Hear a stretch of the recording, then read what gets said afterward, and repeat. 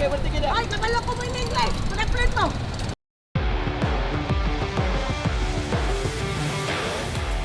There's nothing quite like the possibilities of the open road. Every turn brings new stories, every bump a rush of adrenaline and unexpected discoveries. Stop where you want to, sleep where you can, and pick up some of your favorite bites along the way.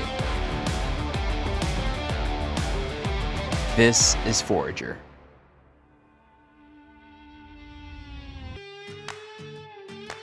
Digos City doesn't try to impress you. No grand landmarks, no must-see lists, just a quiet rhythm familiar to those who grew up in provincial towns and comforting to those who didn't.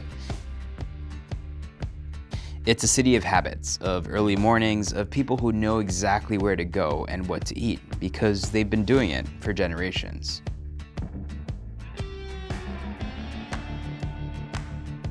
There's a kind of breakfast here that feels like a quiet ritual. I'm always in the market for a good puto maya and sikwate. Sticky rice cooked in coconut milk and served warm alongside a small cup of thick tablea chocolate. We got all of that and an egg without the quiet. Word had quickly gotten around and soon enough we were disrupting everyone's breakfast. Chaotic start to a great second day in the art in Digos City.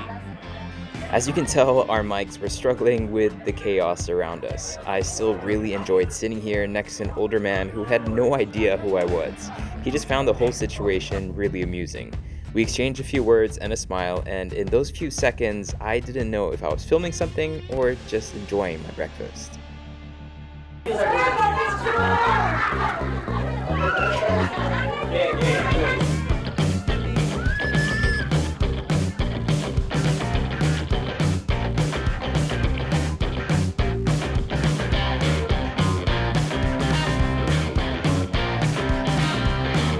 It's funny, whenever you are in the Philippines, vendors will sell these pre-made fresh mixes of meat or vegetables for specific dishes that are popular in the area. This can range from menudo cut pork to bags of pinakbet vegetables. Here, it's utan Bisaya, one of my favorite vegetable stews.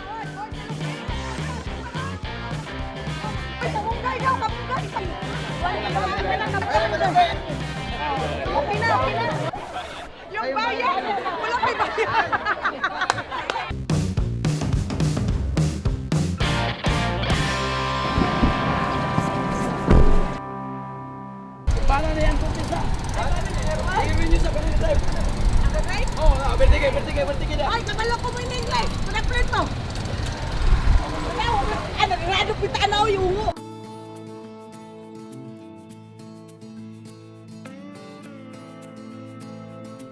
You wouldn't think much of Merce if you just passed it from the outside. No big sign, no fancy interiors, just people eating with focus. And that's always a good sign.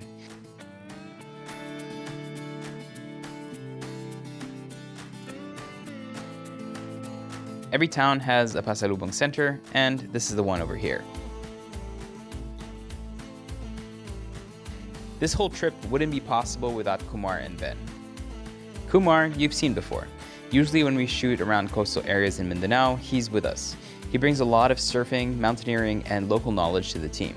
With him is his friend Ben, also a local surfer from Davao Oriental. In Digos, we picked up Rai, a mountaineer in this area that is well connected and well respected. It's always really important to make sure you connect with locals, especially if you're planning on free camping like we are, so that they can talk to the right people and ask permission where needed. Quick little tip, before leaving Digos, make sure that you pass through the roadside bibingka stands. These are really well made. They have a slight graininess to them and are quite yeasty, which gives them some really nice air and some chew. I really enjoyed eating a few of these with some fresh buko. I've traveled Mindanao quite a bit already, and what I understand is, because I never felt unsafe. The problem is, unlike Manila, where I can go into a bad area and I become a target. Right? For money, for petty crime, like that. Mindanao, you're not a target. The issue is, in case you find yourself in the middle of two clans Yes. going at each other. Yes. So I think that's what people don't understand is it's not you that's not safe. Yeah. It's because there's something else happening. Yeah. So you just need to know, okay, maybe let them resolve their problems Yes. and then come visit, right? Yeah. And you will see how friendly they are. Correct. Yeah. If you have somebody, even if you just talk to them and you become friends for a minute, like they will treat you like family. Correct. They will protect you. Saying also like, yeah, Mindanao is like, you don't go there because there's a lot of kidnappings. Here we will kidnap you with hospitality.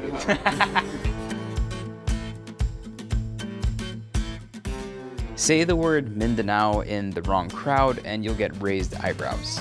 For decades, names like Sultan Kudarat or Cotabato have been shadowed by headlines: conflict, unrest, danger. But headlines don't tell the whole story. People here welcome you not with suspicion, but with food, stories, and an open seat at their table.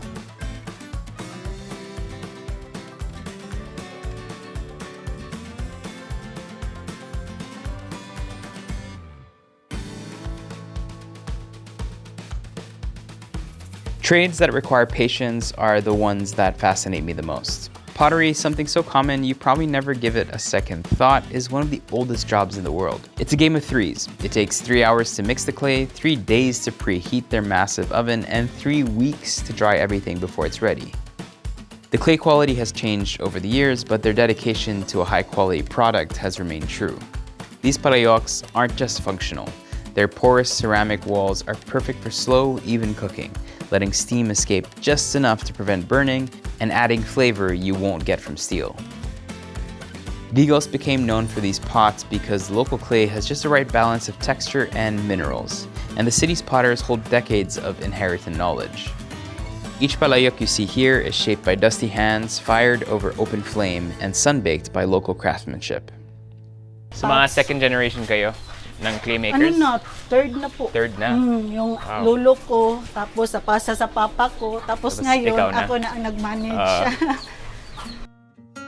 Doon po namin kinukuha, dinidig yung, Ah, dito lang? oh yan.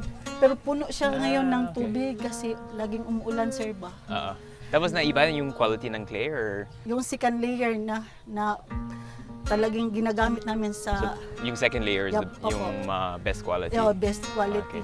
Hindi rin lahat yan is best quality. So you need to check pa rin. Check pa Okay. rin. Tapos yung grandfather mo, dito pa rin nakuha Yung lulo clay? ko, bali taga ano yan sila, sir, Tarlac, Pampanga. ibang- Oo, okay, nagpunta okay. sila dito. Tapos, Naumpisa sila dito? oo, yung dinala nila yung handicraft nila doon sa Pampanga. Tapos mag-migrate sila dito? Nag-migrate sila dito. From Palayan, sir, Ah. ito na rin yung raw materials na ginagamit namin. Yan, yung raw materials na kinukuha namin sa Palayan, tapos ginamix na ng ano, yung sa River Sun, sir ba? Pero ito, putik lang. Putik yan na may Okay. halo ng ano, River Sun. River sand? Yup. Ah, okay. So yung river sand, that's what makes it Oo, harder, no? para makagawa kami ng mga pots po. Okay. And how long does he do that for? 3 to 4 3 to 4 hours? Oh, yeah. Wow. That's crazy. Pag once na okay na, pwede na gawin na Form. paso. Okay. Saan pwede kami bumili? Ito? Ito? We can buy this one? Ah, salamat po. Thank you. Thank you po. Yes.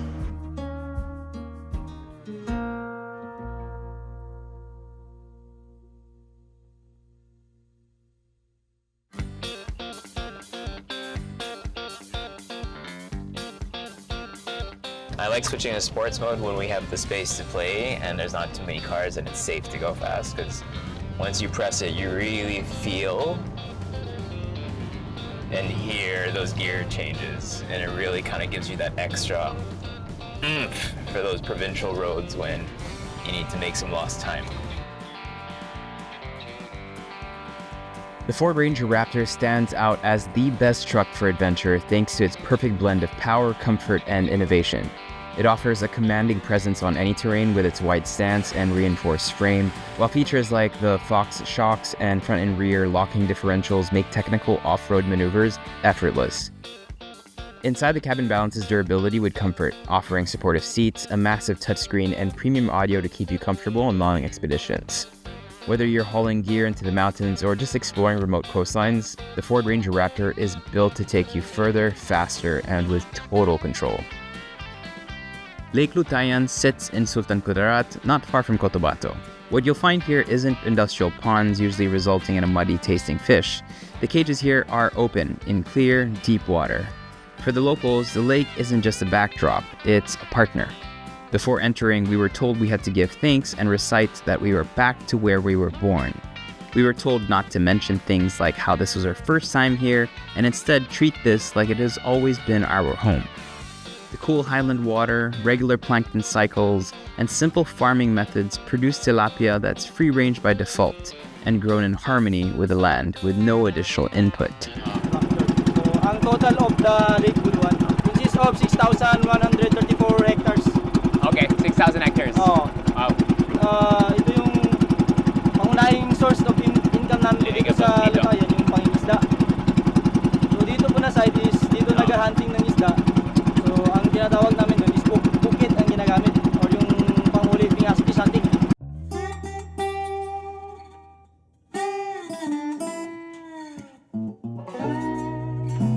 Dasser Daglok is a third-generation farmer that has been recognized for his commitment to his craft. Today, he is showing us around the lake and brings us to the fish ponds he now manages. Minsan, para hindi na kami mahirapan, mga buyers na yung pumupunta dito. Yeah. Then may fish trader ako na nakabisita dito na taga Cagayan de Oro. So, si Twinkle, yes.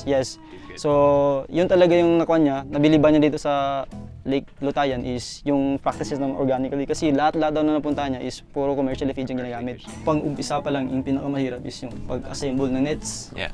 Kasi yung nets namin is pang matagalan na yun, mga 10 years, maximum Wow, of okay. 20. Okay. So yung initial setup, Yes. mahirap. And Tapos doon yung din ang mga- pinakagasto, yung sa yung- unang, kuan mo, Ah. unang setup mo. Pero Yung mga bato, terms, how deep are they in the Ang- sand? ang Yung sticks, yung bato. estimate ko nasa 50 cm ang lalim ng Wow, okay. kuan pagtusok sa Tumusok, ilalim sa Yeah, half sa meters, floor bed. half meter stick. Ang harvest namin dito sir nasa 2 to 3 times pero last week we have harvested nasa 5 tons. Wow. Total of 4 hectares kasi yung kuan namin, farm namin. Tapos may harvest every Ah, kada... Matagal yung harvesting time namin. Nasa 1 year kasi since organically grown. Bawal kasi yung commercially So 1 feeds. year to grow to full Yes. size. Okay. 8 months to 1 year. Hindi naman namin minamadalian kasi gina-apply talaga namin yung kuan ng LGU sa amin na kailangan natin panatiliin ang likas na yaman. When did that start, yung mga organic feeds? Matagal na sir since kuan na yung mga data dito. Really? Yes. Okay. Kasi sila talaga is maganda yung pamamalakan nila dito sa amin. Ang kagandahan pa nun is less ang cost namin ng feeds. Yeah. Yes, isang advantage yun. Kasi dito sir is we have no experience of fish kill. Okay. Easier to sell. Easier to sell kasi mataas masyado yung malalaki. So doon sila sa medium. Pag benta namin sa Pagadian City. So may dalawa kaming klaseng isda, may large at medium. So ang mabilis na ubos is yung medium kasi mas kuwan ng mga tao yung medium size. Meeting young farmers that are passionate about what they do and understand the need for sustainable practices to future-proof our agriculture or fisheries gives me hope for the country.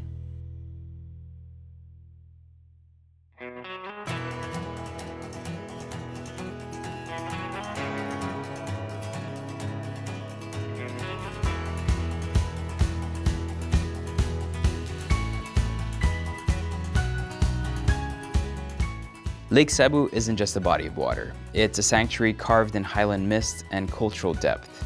Here, 3 mountain lakes, Sebu, Seloton, and Lahit, sit in a vast bowl of forests and waterfalls, resting at around 1,000 meters above sea level. The Tibola people indigenous to South Cotabato have called this place home for centuries. Their artistry, from sacred tinalak weaving to brass craft to oral chanting, is inseparable from the landscape. They internalize their spiritual connection, dream weaving cloth in backstrap looms, paddling owang boats across dawn-lit waters and blooming lilies. It's a place where each ripple on the lake carries history and hope. So we're going to immerse ourselves in their culture tomorrow, but for now, my interest is piqued by some Rastafari colors I saw across the water. A reggae house in Lake Sebu? This is Tata, and he loves Bob Marley. Lake Sebu is also home to a lot of Ilonggos. It was said that many of them migrated here during the previous Marcos administrations to set up the farms. He married a Tiboli woman, and they've now settled in this house cum studio perched above some tilapia farms in the middle of the lake. I still had all these amazing vegetables for Utan Bisaya with me from the Digos market and the fresh tilapia, and there's nothing more comforting than a vegetable stew to end the day. I'm also really excited to put my palayok to work.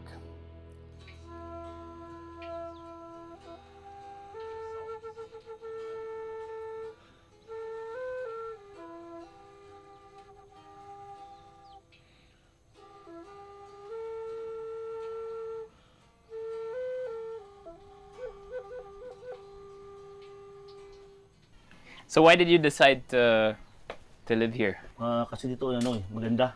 Pero sabi ka, Ilonggo ka, no? Yes, Ilonggo. From which area? Sukala. My father is from Bacolod.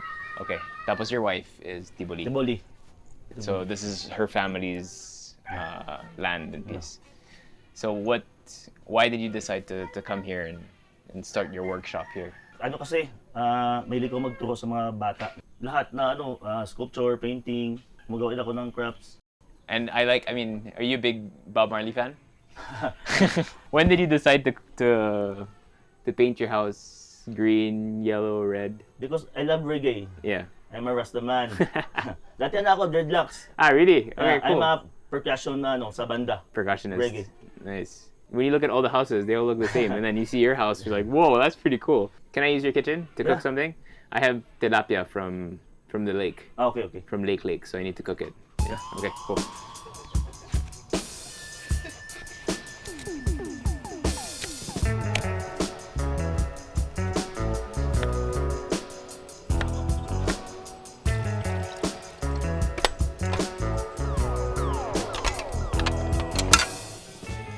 While the boys are becoming a band over here, we need to make some food because we don't know what the weather's going to be like tonight.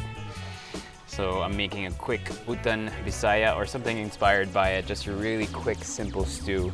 These are the type of dishes that I don't think get heroed enough in the Philippines. I've got okra, tomatoes, I've got lots of eggplants. It's probably one of those, like, when you think of Filipino food, you think brown and heavy. But when you travel in the provinces, these are the types of dishes that people really eat at home and really do enjoy eating, especially older generations, because it's really good for the body. And that's gonna go perfectly with our fried tilapia, which goes in there to kind of bring more flavor to the overall dish.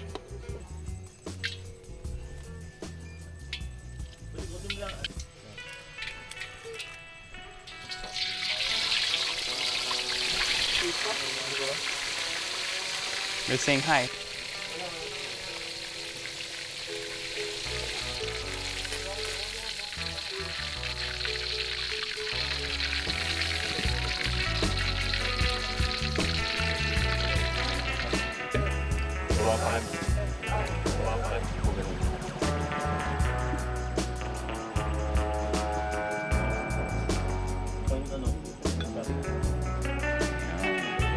Yun.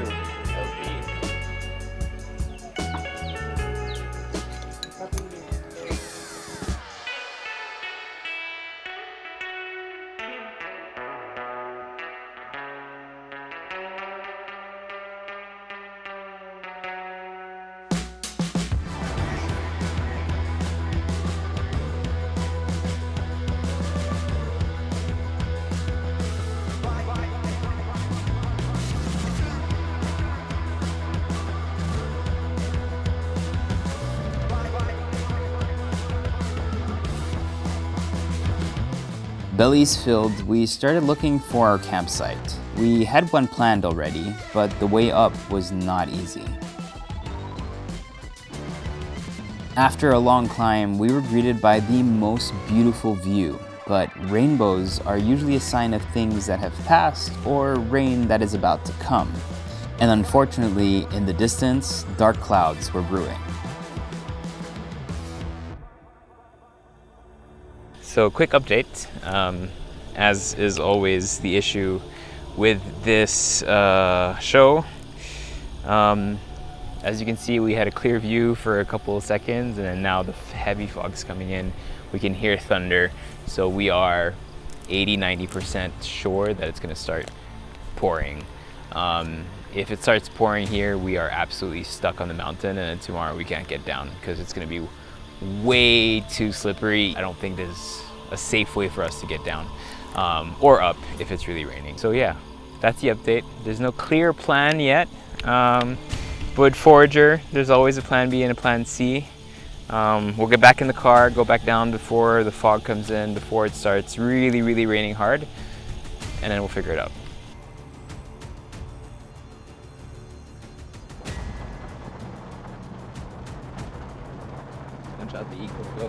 On our way down, and while it was getting dark, we also got a call from our other car. So apparently Rai, our guide, was having a panic attack.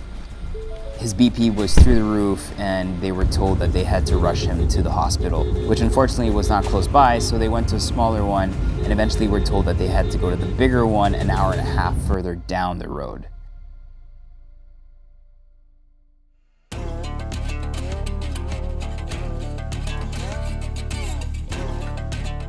In the next episode, we learn more about the traditions of the Tigoni people, learning as much as we can during our limited time here, and where we finally get to camp in the most amazing location overlooking Sarangani Bay. Stay tuned.